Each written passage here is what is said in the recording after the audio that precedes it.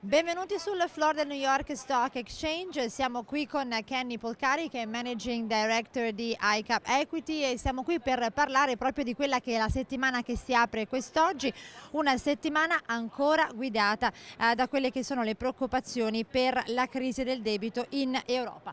Welcome Kenny, thank you so much for being with Inside Exchange. Well, thank you for having me. So the week is not starting very well for the U.S. equity market. Still looking to Europe. Still, Europe is deciding the direction. That's right, because what we had the opportunity to do over the weekend was to dissect and digest the news that came out of Europe on Friday. We saw that we had a very nice market reaction on Friday. The market rallied. It thought, heard all these great things. And then upon further inspection over the weekend, people started to tear it apart and really understand. And in fact, all the steps are good, but they're really steps for potentially for a future crisis. There's nothing that's giving anyone any comfort that this current crisis is going to be helped by this agreement that they've come up with. So the market's taking a second look, and you see that Moody's also has reminded everyone that they're potentially threatening to downgrade European countries again, just like S&P did last week. And so it's putting really a negative tone on the day, and it's really bringing reality back to the marketplace. And what do you think the marketplace wants to see Europe doing at the moment? The marketplace wants to see that Europe is fixing the current problem. We can worry about future problems for sure, absolutely, but it needs to fix the current problem. And I think the sense is today that the plan that they came up with, as hard as they worked on it, does not really address the current problem. So it wants to see more action from the ECB for sure. Although the ECB doesn't have the same charter as a place like the Fed, but the fact is that there needs to be some recognition that the ECB needs to take a much larger role, and I think that's really what the market is looking for. Now, today we are also seeing a big reaction, of course, it's kind of linked to what we just said, to the weakness of euro.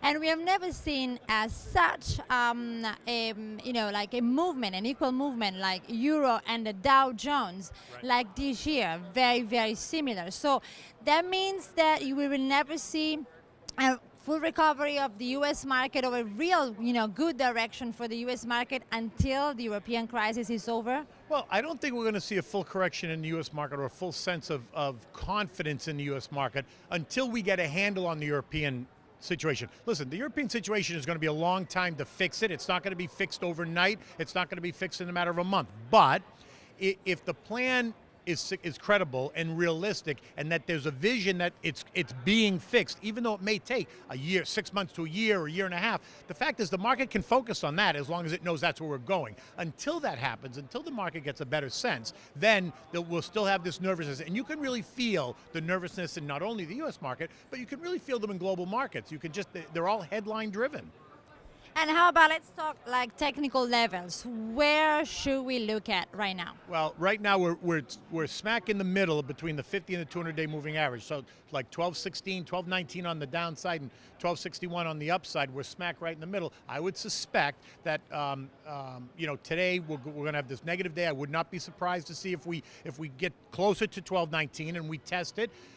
Because I would suspect if it holds there, that would be a good sign. But a lot is going to depend on kind of the headlines coming out of Europe. Now, don't forget, as we move on further in the week, Wednesday, Thursday, Friday, we have a lot of U.S. macro data that's coming out. The market will try to focus on the macro data. But I will say this, as we saw a couple of weeks ago, it will focus on the U.S. macro data as long as Europe kind of remains quiet. The minute Europe raises its head, or the minute there's an issue in Europe, they will ignore the U.S. macro data and they will go straight to Europe, and then the market will react as such, right? So I think that we're looking for 1219 really on the downside in the S&P. Would look for that to hold. If that doesn't hold, then we could possibly test the 1180 level again, which we tested which we created just a month and a half ago. On the upside, you've got 1261 as the 200-day moving average, and that's really going to provide some resistance. We've only got a couple of weeks left in the year. Unless there's a major headline, I do not see the market just taking off. Okay, so no Christmas rally. Well, what I think we're going to get is I think we're going to get a Christmas rally where they try to push the market to at least flat or up slightly on the year. They don't want to see the market close in negative territory for the year. The administration certainly doesn't want to see that. Investors don't want to see that. So what I think you might get that very last week of December is you may get a push just to get the averages above. Listen, 1254 is where we began the year. We're at 1233 right now in the S&P. So, pushing it there or just above is probably what I think they're going to try to do it. This way, then, it puts it a positive tone for the year. But still, I don't think for the larger part, I don't think necessarily people are that naive to think that there aren't still issues out there. But I do think we'll get that small Santa Claus rally just to push the market into positive territory. Great. Grazie mille, Cani Polcari. Grazie a lei.